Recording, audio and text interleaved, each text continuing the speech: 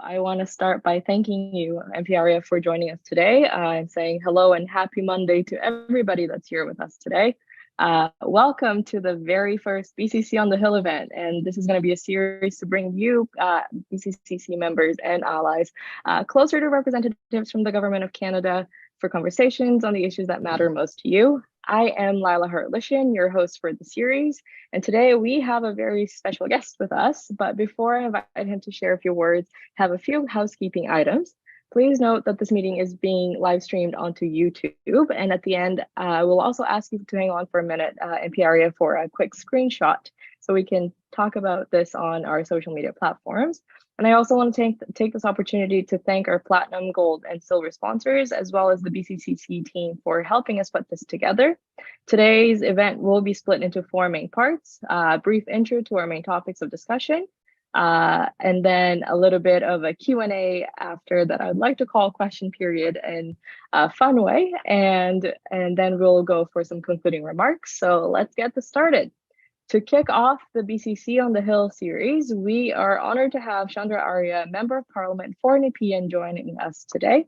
Prior to entering politics, MP Arya served on the board of Invest Ottawa and Unit Nonprofit Housing Corporation in Ottawa. He was the vice president of the Ottawa Community Immigrant Services Association, chaired the Indo-Canada Ottawa Business Chamber, and was the founding director of the Federation of Canadian Brazilian Businesses.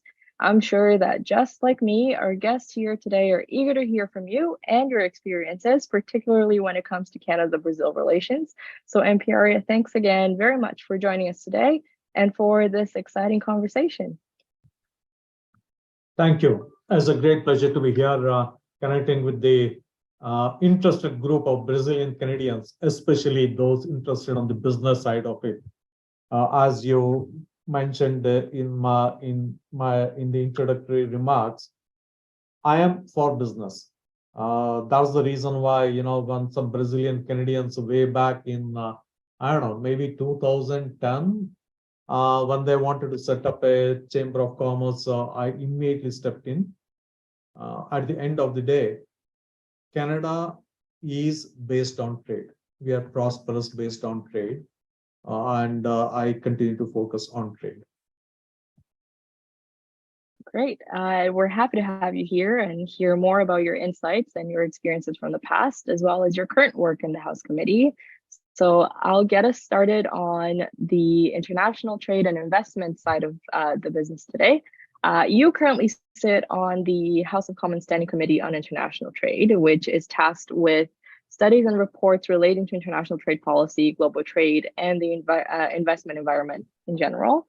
As a member of this committee, from time to time, you also get to hear directly from the Minister of International Trade, Export Promotion, Small Business, and Economic Development about Canada's latest business-related activities abroad. And I'm also sure that your office, as well as committee members, are closely in touch with her office on happenings. Could you share with us a bit more about the committee, what some of the previous studies and findings that might be of interest to the group here were, as well as Minister Ng's priorities, what they have been and what you foresee them being in the year ahead? I mean, as we all know, Minister Ng is quite busy traveling across and securing deals and partnerships with global allies, so we're very keen to hear about that. Okay. As I mentioned, Canada, we are rich, we are prosperous, we have got very high standard of living because of our trade. Trade accounts close to 60 to 65% of our GDP. So for us to continue with this prosperity, the key thing is that we have to keep the trade lines open. That is what our government has focused on. Since we came to power, we have signed many free trade agreements with Europe, with Asia Pacific region, and many other. I think almost 51 countries we have got free trade agreement, and we want to expand that. Obviously, from the Americas bloc, Mercosur, we are in negotiations with them for a trade agreement. The potential between Canada and Brazil is yet to be fully realized. Compared to the size it can grow, what we are seeing today is not optimal. I think we have got a lot of scope for us to improve upon. Uh, the key thing about trade is the people. The more immigrants we get from a particular region or a particular country, the trade and investment also goes up. One of the best examples I can tell is that the trade between Canada and India. The immigrant level from India is very high. The number of international students from India is high. Along with this growth of immigration, we are also seeing the growth of trade. Canada has invested, I think, about $84 billion in India. So the point I'm trying to say is that the potential that is available for Brazil as a part of the world BRICS, so it has got a lot of potential and we are not there yet. So one way to realize we can have this free trade agreement, we can have business to business relations, but we also have to focus on certain non-trade things like higher immigration levels. I think we have got 11 to 12,000 international students now from Brazil, but there's potential for it to grow up very high. We need that to happen. At the end of the day, all these things will also help cement our relationship, the socio-economic, political, and even the cultural relationship between Brazil and Canada. I don't want to talk about the political situation in Brazil. Hopefully, it has turned out to be better now. Maybe the position of the current government will be much more open to the trade, I believe, though I don't follow Brazilian politics in general other than the headline news. Hopefully, going forward, we'll see much stronger political relations, the trade relations between Brazil and Canada, and the Brazilian Canadian community are the key conduit to that. I'd have to agree with you on all of the points, and I think the general understanding is that the greater political alignment that we see now is also one of the tools that can be used for greater relations, but immigration is certainly a big part of that. And it's something that government has spoken to with the new immigration targets for the future, especially in terms of addressing labor shortages that we're facing across the country. So on that note, we'll be sure to keep an eye on all of these developments, and we will have for certain questions during our question period. Go ahead. 1 second, just to add to that, for the immigration level to increase from Brazil, obviously government, we have announced a big target. We need the Brazilian Canadian community to encourage their family, friends, and people back in Brazil to look at Canada as the first option. Obviously, we know that for international students, Canada is the first option, which I've been told, which is a good thing, but there's a lot of scope for improvement. Yes, and I think also from when I came here about 14 years ago to now, we see a lot more of a Brazilian presence across and not just in the big urban centers. So it is something that has moved up and forward, and we'll continue to push for that to be even more. It's always nice to be near our counterparts and also to be able to taste food from home while abroad. We will follow up and have some questions during the question period on a couple of the items that you touched, particularly about Mercosur. But in terms of innovation, science, and technology, that's also been a very big focus from the government, particularly as the government wants to play a driving role in the transition to a low carbon future with the release of the critical mineral strategy. Just hoping that you can share with us a little bit more about this recently release, and also curious your thoughts on other areas of priorities in this field. We know that Minister Champagne has recently also launched the Canada Quantum Strategy, and just this morning, him and the Prime Minister were visiting a software company. So wondering your thoughts on also investments that we can see in this field in the near future. Okay, that's a good question. Sometimes it is not so, some people say, as sexy as many other things.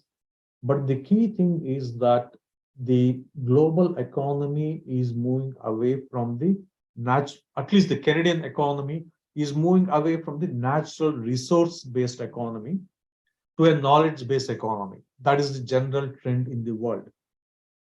When we move towards the knowledge-based economy, we have to understand that Canada will not have any special advantage like we had in natural resources like oil, gas, minerals, metals, forestry products. We lose that natural advantage. And it is a very competitive in the knowledge sector, whether they're from Sydney, Australia, or Tokyo, Japan, Shanghai, China, Mumbai, India, or Sao Paulo, or Florianopolis in Brazil, is a level playing field. So we have to compete with our counterparts in all these places. So for us to be relevant in the knowledge-based economy, we had to be at the front end of all these technologies, whether artificial intelligence, robotics, genomics, or quantum computing, as you just mentioned, or the space technology. We have to be at the forefront. In which of these segments will be the best in the world? We still don't know. We have to try. We have to try as many different technologies as possible and find our niche where we can be very strong. Recently, obviously, you mentioned about the quantum computing. We also have given permission for the commercial launch of satellites from Canada. So those are the kind of things we have to look forward. But one thing where Brazil and Canada, we have natural advantage with each other is the critical minerals. Critical minerals, as you know, thanks to Elon Musk, we have to thank him. This one single person has done more to work on the climate change than all the politicians across the world put together.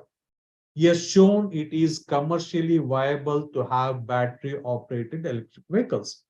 So now suddenly during the last 5 years, everybody says that, okay, the future is electric vehicles.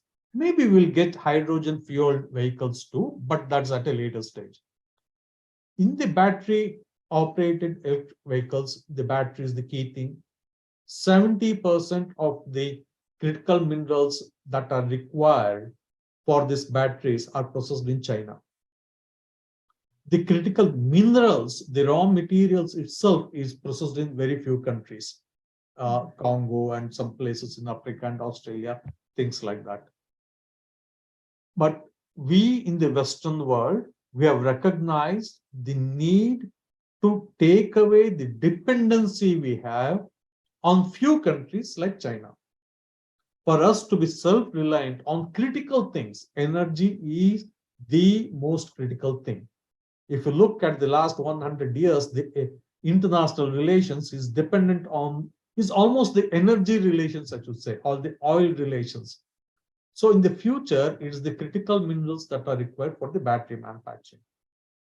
And that is where Brazil, with this knowledge of the mining industry, Canada, with the deposits of 31 critical minerals required, I think we have, I don't think there's any other country that can be made for each other when it comes to mineral sector.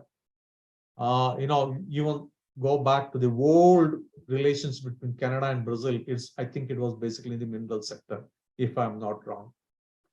So the critical mineral sector, we have announced the critical mineral strategy just to show how important critical minerals in Canada is for the entire North America. The US Department of Defense, Pentagon, has announced its intention to invest in Canadian critical mineral sector, critical minerals companies. So it has become so important. I think our strategy is out there. We have said that right from exploration of minerals to the development of mines, to the processing of minerals, to battery manufacturing, and to the recycling, we have decided to have this entire arc that is there, covering the entire stages of battery manufacturing to recycling. We have announced our strategy, and we hope Brazil and Canada work together on that. That is certainly my hope as well. And I think one of the aspects of that the critical mineral strategy touches on is the diversity and inclusion of the workforce. And that brings us to the next topic of conversation. And it's something that I think we can all agree that is important to both the critical minerals, to innovation, science, and technology, but also to international trade and investment. And I'll even go a step further and say that it's not only the federal government, but also all governments at all levels that have an important role in playing to drive more equity internally and externally. So I'm hoping that you'll be able to speak to this and what has government done to address some of the issues and barriers to inclusion, and what you see as the next steps on this journey. And for us who are very in tune with politics and interested in hearing also what government has done to address the barriers of making politics more inclusive and diverse and equal. One good thing is that this is something that we can proudly say that we don't just talk about it, we practice it. We have put our money where our mouth is. From our international aid support, a feminist-led support, to the inclusiveness we have shown within Canada, within our own government, and keeping that at the forefront, even in international trade negotiations. We have got inclusive policies built into our trade negotiations that we have conducted. And because it's the right thing to do. It's the right thing to do. There's always a business case to do things. That, in my view, is actually secondary. The more inclusive we are, is also good for business. And that is very clear. And we have stated that very clearly. We have been practicing it. We are bringing inclusion into our trade negotiations. And as I come back to the old point, that we need more Brazilians here. And whatever we can do to bring as many Brazilians into Canada, whatever we can do to have more number of Brazilian students in Canada is always beneficial. In addition to the things that we just discussed on critical minerals or the cooperation on the science and technology, etc., we need labor force in every single sector, not just the knowledge-based sector. Every single sector, we need people, and we need more resilience. I agree. So that concludes our brief intro to the three main topics of discussion here, and I want to thank you for that and for your insights as well. So I would like to now open the floor for question period, and I would kindly ask that any of the participants here who would like to ask a question for you to raise your hand, so then we can go in there and allow you to speak. Go ahead. Okay, before the first question, I just want to bring my personal fascination about Brazil. Absolutely. When our only son did his high school and started his university, obviously as parents, we focused on his education. We wanted him to have the best education in the world. That's the reason why we came to Canada. And when he was studying, we also thought, in addition to what he is studying in the university, what are the things that will actually enhance his skills and expertise and knowledge? So when he was in the first year in his university, we thought, what is that he's going to do in the first summer? What is the kind of job he would like to do in the first summer? So instead of grabbing the first job that is available, we thought, what is strategically important for him to know? We are from India. During that time, BRIC was big thing: Brazil, Russia, India, and China. As in this high school, with our son and my wife, we had gone to Russia for a short visit as a tourist. So we said, we are from India, we have seen Russia. So there are two countries, China and Brazil. China was slightly tough. So I asked my Brazilian Canadians whether my son can get a job somewhere in Brazil. So they did help him get a job in Florianopolis. And he was not even 18 when he went there to this, not a big city, but he worked there for a few months and he loved every moment of it. He did not know a word in Portuguese, but he just landed there. He managed, took the local public transit and worked for a couple of months there and came back. and he was always impressed with that. Coincidentally, he now works with Brookfield Asset Management, which is the current form of the Brascan, which again had great connections with Brazil. So my personal fascination for Brazil is still there. At least my son had an opportunity to visit Brazil to work there. I never had that yet, but one day I'm look forward to visiting Brazil and getting to know the country personally. Well, one day we're looking forward to hosting you in Brazil, Yeah. and we're sure that once you do go, we will have lots of recommendations of places to go and things to Yeah. do. So keep us posted on it as well. Yeah. In terms of the questions, I would say that please raise your hand and put it in the chat if you're feeling a little bit shy and you don't want to speak. We're happy to read that for you and make sure that the questions get answered. So I'm going to give you a little bit of time. And I will start with a couple of questions that were previously received and then give participants a little bit of time to warm up and get the chat going there. Going back to your work as a member of parliament, particularly on committee, are there any upcoming committee studies that you think would be of interest or of great to have the BCCC and members participate that we should be aware of? Sorry, can you just repeat it again? Yeah, absolutely. In terms of the committee work that the CIIT committee has done, are there any upcoming studies or avenues for participation for the chamber that would be a good collaboration? Yeah, keep a lookout on the things that the committee is considering or proposed to consider. We were quite busy with the day-to-day major issues, like we had recent problems with ArriveCan. We had problems with the ports, the containers issue for the trade. So we had some issues on there. But whenever any international trade agreement comes into play, let's take the example of CETA, the European trade, or now we are working with United Kingdom to have a full-fledged free trade agreement. It may not be fully relevant to Brazil-Canada relations. However, you can see whether you can provide some input into the general aspects of any trade agreement. That will make you a relevant player into the studies conducted by the trade committee. So instead of waiting for something to, for us to study anything related to Brazil, it may not come anytime soon. Then you'll be waiting for years together. We foresee some studies related to the free trade agreement with the ASEAN countries, maybe a bilateral trade agreement with Indonesia, and look at these agreements and see where you can play a role. May not be directly related between Brazil and Canada, but on the overall aspect of the trade agreements, and that is how you can get a foothold. We also become part of the process of we doing any study. In fact, if you ask me, at the end of the day, any study done by our trade committee, one way or the other, you can yourself get involved with.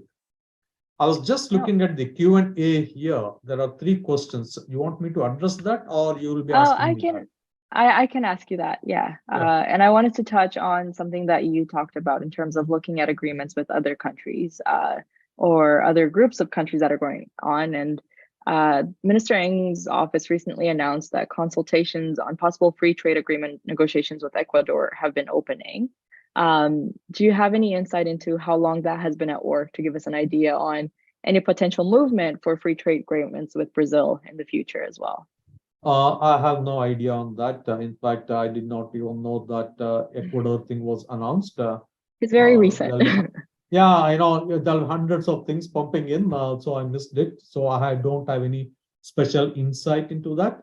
But obviously, without any hesitation, I can say that we are looking at more and more agreements, more sooner than later. That's good. The one question that I see here is, are there other sectors besides mining that Canada and Brazil can narrow their relations in? Yeah. Obviously, yeah, we touched on mining quite a bit. Many a times when we start discussing about mining, we forget to discuss about other sectors. So let's look at one thing. What Canada, it's a two-way thing. Trade is always a two-way thing. And when we talk about trade, let us also keep remembering investment is also connected to trade. Trade and investment should go hand in hand. If not, they will go hand in hand. So there are certain sectors in Brazil which has got potential for Canadian investments. We never touched on that. Canadian pension funds. We Canada is a small market, so we are always looking for opportunities outside of Canada where we can invest in the long term. And that is where the recipient countries have got a major role to play. As I mentioned earlier, we have got huge investment in China, but that is not going to increase. Take it from me. Government will not tell pension funds or the private sector companies where to invest or where not to invest. However, they take lead from how the relationship is there between Canada and a particular country. So because there are certain issues with China, I don't think the investments are going to go high up in China. Investments in India are going high. Same way, there's a lot of potential in my view, in my uneducated view, there's a lot of potential for infrastructure investments in Brazil for Canadian companies, Canadian pension funds, or Canadian companies like Field Asset Management. I think that is something hopefully both countries will explore further. In terms of the other trade, if we take the Canadian export of fertilizers to Brazil, ongoing trade, there's always potential to grow, but there are new areas. New areas are in the knowledge-based sectors. We touched upon quantum computing. We touched up, as I mentioned earlier, we want to do more on artificial intelligence. We want to do more on genomics. I don't know how good or how bad the Brazilian sector is in various new industries as such. Again, government has no position that the trade has to be only in a sector. As long as Canadian businesses and as long as Brazilian businesses find anything that is things of mutual benefit, they're all okay. Touching back on the something that you mentioned in terms of opportunities, you're saying that China investment is not growing based on your understanding and your view on the situation. Do you see this as there's a potential of decreasing investment into China in the terms of opportunities for countries to pick up where it's not being continued? I'm not saying whether it's going to be decreasing. What I'm saying is that if I'm a pension fund today, if I have got a couple of $1 billion allocated to emerging markets infrastructure, that will certainly not go to China. Gotcha. That can go to some other countries in Asia and countries in South America. Brazil, in my view, is a big economy, is a growing economy. So obviously there has to be opportunities there. Yeah. So when the funds are big, Canada Pension Fund, the Quebec Pension Fund, the teachers, and let's not forget the private sector companies. The single biggest investor, corporate investor in India is not an American company, is not a European company, is Canadian Brookfield Asset Management. So it is big. So I'm sure that they're scouting around for opportunities in other parts of the world. And in my view, Brazil is of great potential. Okay. Thank you for that. So I have a comment here that says, MP Arya, your comments are excellent. How difficult is it to align ministries? You have eloquently described our Canadian employment needs. Does the immigration ministry hear your message? Absolutely. In fact, not only they here, they're already formulating various strategies, specific groups, for example. We need people with, for example, the nurses, the healthcare workers. We are targeting that too. We need people with different expertise. If you think back in the knowledge-based sectors, we started the express entry system, which was quite a successful thing. So the increase in immigration is not just we want anybody.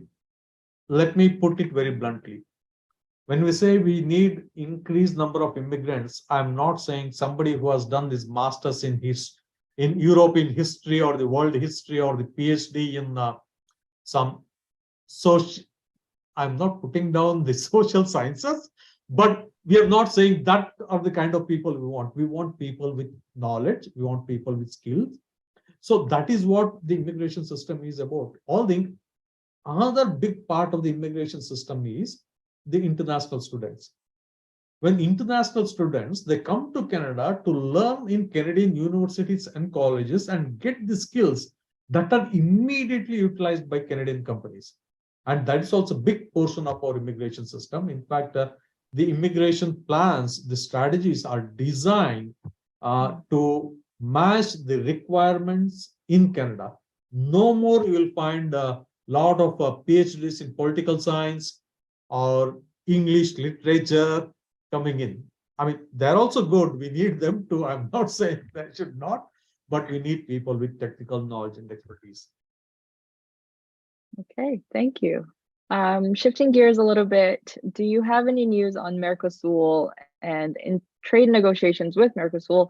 What are some of the obstacles that you see happening? I don't know. In fact, I wanted to get an update on Mercosur. Unfortunately, last 1 month, mostly I was traveling. Probably once I get some update on that, I don't know what's the current status. Obstacles, I don't see any that cannot be negotiated because there is no ideological obstacles between Brazil and Canada or the Mercosur and Canada in general. Sometimes the problem may come when there's an ideological problem with a particular country or particular region. That I don't see here. Obviously, no trade agreements is an easy process. Even with the increasing thing, the multiple rounds of negotiation, 6, 7, 8, 9 rounds of negotiation. You see, even with our best friend and our closest trading partner with US, we have got disagreements. But I will not call them obstacles. I'll call them, yes, there will be issues. There will be small hurdles that can be overcome, but they are not major obstacles. I don't see any obstacles as such. Okay. What I keep hearing is that international cooperation is vital, and that there's lots of potential for Brazil and Canada to work together and to foster a resilient and inclusive economic growth, both here and back in Brazil, but also across the globe. Just based on the experience that you've had and what you've observed and conversations that you have with your colleagues, what has the Brazil-Canada cooperation looked like in the past, and where do you see it going? You've talked about it's going to take time, and a lot of things, I think it's fair to say, when it comes to government, takes time, and that's because you don't want to make a rush decision. You want to look at your best options for what's best for all the parties. But just wondering if you have some insight into that, and how it seems like you're a great advocate for the Brazilian community, and as you want to see more and more Brazilians here, how do you go about passing that message on to the ministers responsible for making it happen? Yeah, there are a couple of things. One is that we should not wait for the free trade agreement to be signed to start the process. So, then it will be a long waiting game. The relations has to continue increasing. What I mean by that is that the bilateral visits by Canadian ministers and the Brazilian ministers to Canada should start. The more engagement we have, the faster it will be for the trade and investment to go. India and Canada does not have free trade agreement, but Canadian investment in India is growing. Same can be with Brazil. We don't have to wait for the free trade agreement for the investment and trade to go. So the more and more, not just the visits by the ministers, by the business community is of paramount importance. If you or organization can connect the industry groups here, for example, one of the best sectors in Canada, which always makes use of the free trade agreement better than any other sector, is the agri-food industry. Agri-food industry group, they're most proactive when it comes to free trade agreements. Not surprisingly, we may be a small country by population, but we are the 5th largest exporter of food, agri-food exports in the world. So why? That is the reason why the sector is always proactively looking at the new markets, the new trade agreements. I'm just taking that as an example. If you guys can connect the equivalent trade body in Brazil with the trade body in Canada, so that they can get to know each other, if certain visits by industry bodies can be arranged, that will go a long way helping the ultimate goal of having a free trade agreement and more free trade. I mean, I'm just taking the agri-food sector as an example. It can be any sector. It can be automobile sector. It can be space sector. I don't know. So the industry visits is of critical importance. The ministerial visits is of critical importance. The avenues for investment, if Brazil and Canada can publish it, making it easier for Canadian businesses to look at, that's also equally important. So there is no one single thing, you know what, let that happen, then everything will follow through. It was not going to happen.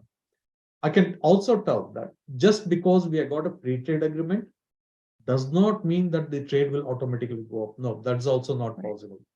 So it has to be the various factors, people to people relations, company to company relations, the business to business relations, the political relations between the Brazilian government and the Canadian government. All these factors have got influence on how best the trade and investment can go on.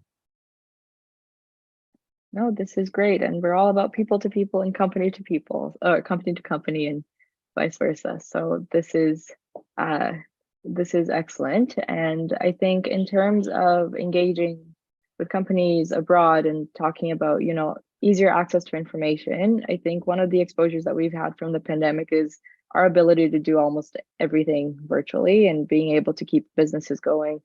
I mean, there's no way businesses and governments could have stopped for 2 years while we were staying at home to not get infected by the virus. So thinking about e-commerce and negotiations that were able to happen during the pandemic, what steps has Canada taken towards a digital economy, both nationally and globally?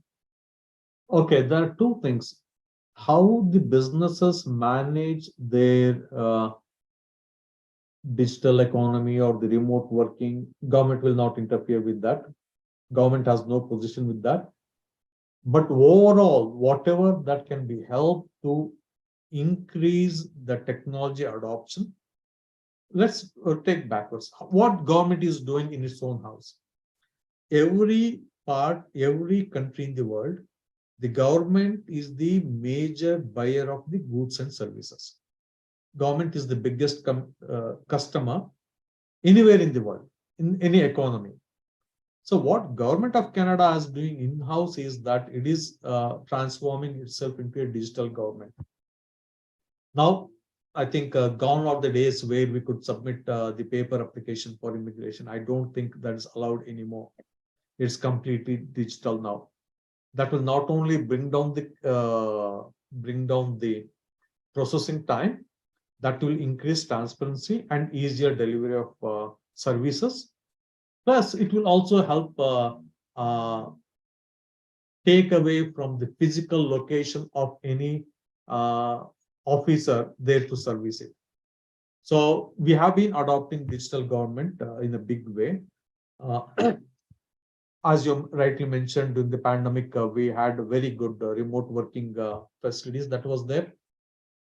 Some of it will continue. the hybrid model is here to stay. Mhm. I'm not saying that everything can be done remotely, not possible.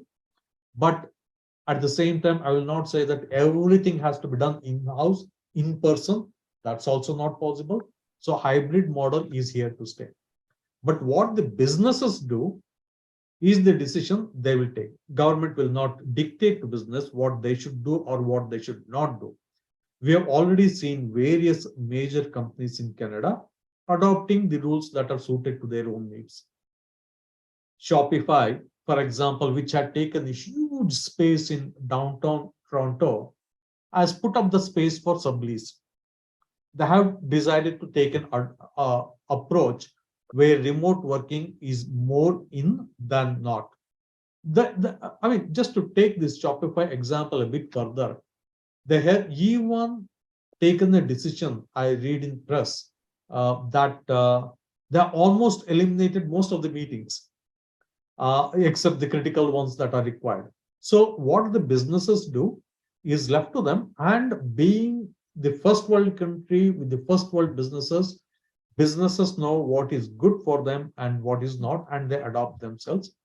If there is any legislative hurdle for any businesses, that is where we step in. For example, increasing digital power in life means that the privacy issues becomes of paramount importance. We have addressed that. We will continue to address it. We will also take the advent of the digital economy in terms of the uh, news media, where major players have got a strong foothold. We are taking measures so that the Canadian content producers are adequately compensated. So wherever legislative hurdles are there or legislative loopholes are there, we are taking steps to plug the loopholes and adopt new legislation, in always in consultation with the industry. That we will continue to do. So you've talked a little bit about legislation, but what are programs that have been, I think it's, if I remember correctly, there was a very clear understanding that there were businesses who were able to have a smooth transition into a more digital way of doing business, but I believe it wasn't possible for all. And I think there was a program that government created during the pandemic to help to facilitate that for certain businesses that qualified for the grant. Or are you able to speak to that a little bit? Yeah, that the federal government through various economic development agencies, it was called, if I'm not wrong, the Main Street Business I believe Promotion, so. that we have worked very well with the local business improvement areas, and help mostly small businesses go digital. That was a very successful program. I think the program is still continuing because I was very much aware a lot of local businesses in Nepean and in Ottawa got benefit from it. I am not very sure whether the program is still open, but at the end of the day, programs like that, even if that one is ended, I'm sure that we'll have something else in the pipeline. Yeah, yeah, you are so right, because we need to continue to help the small businesses. At the end of the day, 90% of the businesses are small. They are not the major corporations like Shopify who have got the resources on their own to go digital.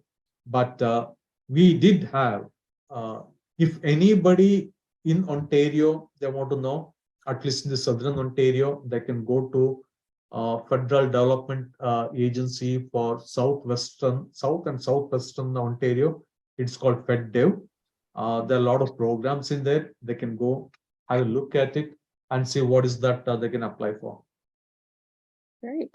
Well, thanks for sharing that with us. We just have a couple more questions and then we'll go from there. But it's budget season. So it's a very exciting time for, I think, MPs like yourself and industry partners and stakeholders alike, as it is a big opportunity to be able to share your insights on what's currently going on, but also where you think investment is continued to be needed or new areas where it might have been exposed. In previous years, the budgets were very much marked, I would say, by getting Canadians through the pandemic and even beyond. in terms of bringing back the workforce, especially with childcare and getting more women to be able to rejoin the workforce. What would you say is the top priority that would be centered around the theme for the government this year? And then if you're willing to share some of your own personal priorities to propose forward for this budget. Yeah. Okay. Before going to the budget, I just want to mention that there are several government programs which your organization, if you have not utilized, can utilize, like Canada Summer Jobs Program, where federal government pays 100% of the salaries to the students or the young Canadians whom you hire for the summer. That is available for all not-for-profit and charities. For the private sector companies too, that program gives 50% of the salaries for the young Canadians they hire. On the budget, as you rightly pointed out, that's the main thing in our system of democracy, I should say. This budget is going to be of interest on several fronts. One, last year, United States came out with two major legislations. Inflation Reduction Act, huge, I think it's almost $600 billion investment. And along with that, they came with the Chips and Science Act. When we say the CHIP Act, people just say that that is the US federal investment in the semiconductor manufacturing, which is yes. $52 billion is being invested in semiconductors manufacturing, chip manufacturing in the United States.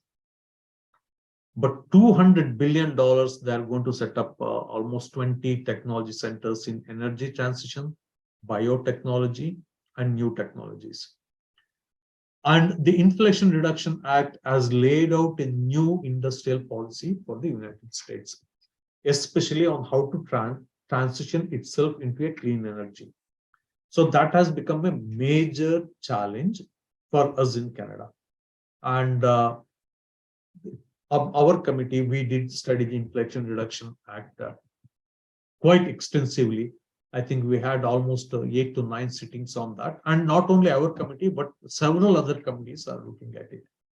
So some people are looking at the coming budget as what is Canada's response to the major, once in a lifetime, once in a generation industrial policy and investment what the United States has announced.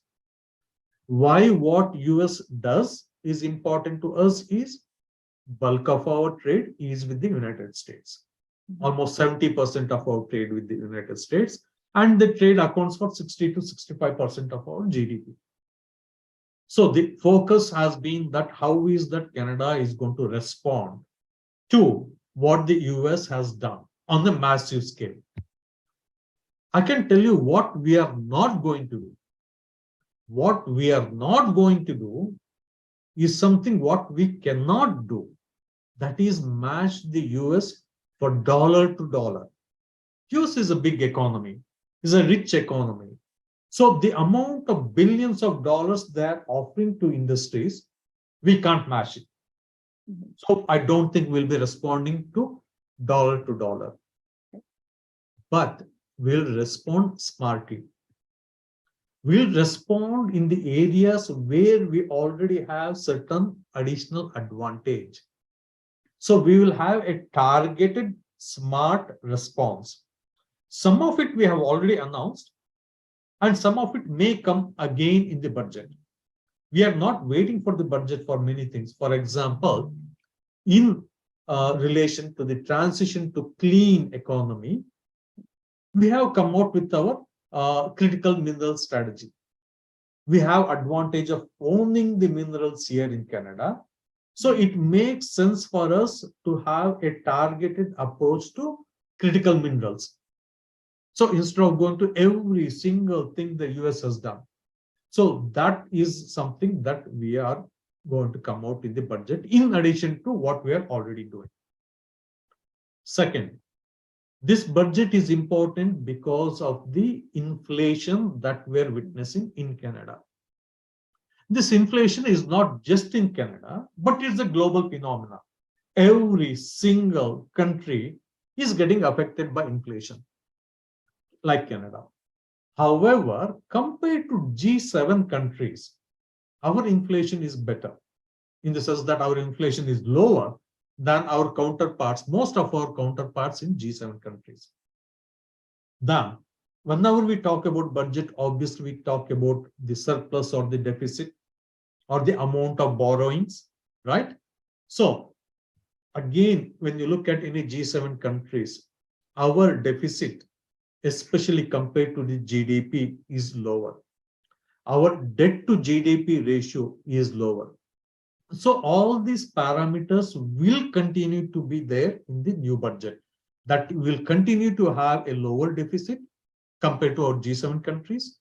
We will continue to have the lower debt to GDP ratio, and we will continue to monitor inflation to know, I think hopefully it will show that ours is lower than other countries. Now the budget, how it will respond to the problems of inflation is the question mark.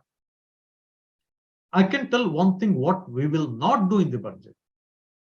We will not go out of our way to spend money even if there is a threat of a small recession, because we have inflation. Usually when we have recession or when we foresee a recession, we stimulate the economy by pumping money into the system. That is okay in the typical economy when there's a recession. However, we have got a possibly slowdown in economy, maybe a mild recession at the same time when we have got high inflation. So our response will be targeted. It will be targeted to the Canadians who need it. In fact, most of it has already come. We have targeted support to the people who are poor, people who are low income, seniors. So these are the kind of targeted things that we have done. We will continue to do, but don't expect the budget to come out with big spending plans. Sorry, that was slightly a long answer, but that is what it is.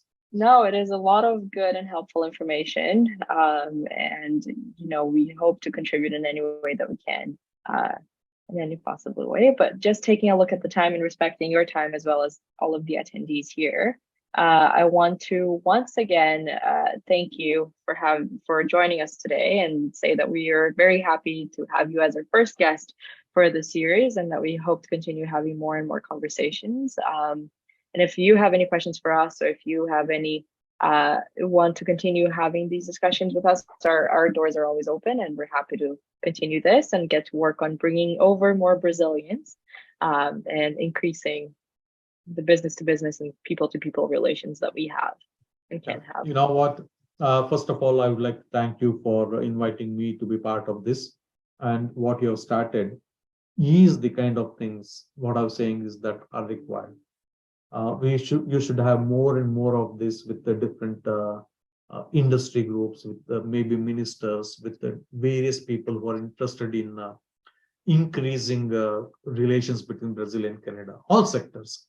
Though you are a chamber of commerce, it will be good for you to go beyond that and have these interactions. It starts small, and it has to, drop by drop, only then you get accumulated benefits. The synergy will come sooner than later. What you have done is a great thing. Please continue to do that. Encourage, in Ottawa, what I've seen, I think 7 or 8 years back, the Brazilian community is growing. I think after pandemic, I attended 2 events when the number of Brazilian Canadians I saw was really mind-boggling, which is an interesting thing. So I see a lot of potential, a lot of bright future between relations between Canada and Brazil, and what you're doing will only help in that. Thank you so much. No, thank you. So this concludes our event today, but if I can just ask MP Arya if we can hang on for 2 seconds for a quick screenshot. Yeah. We'll be sure to tag your channels as well when we post. So I'll just count down. BCC team, hope you're ready. 3, 2, 1. All right, I think we got it. Just waiting for confirmation here. Perfect. So thanks everybody, and thanks again, MP Arya. Have a great rest of your day, and looking forward to getting the house coming back and seeing what happens in the next session. Good luck. Thanks. Bye.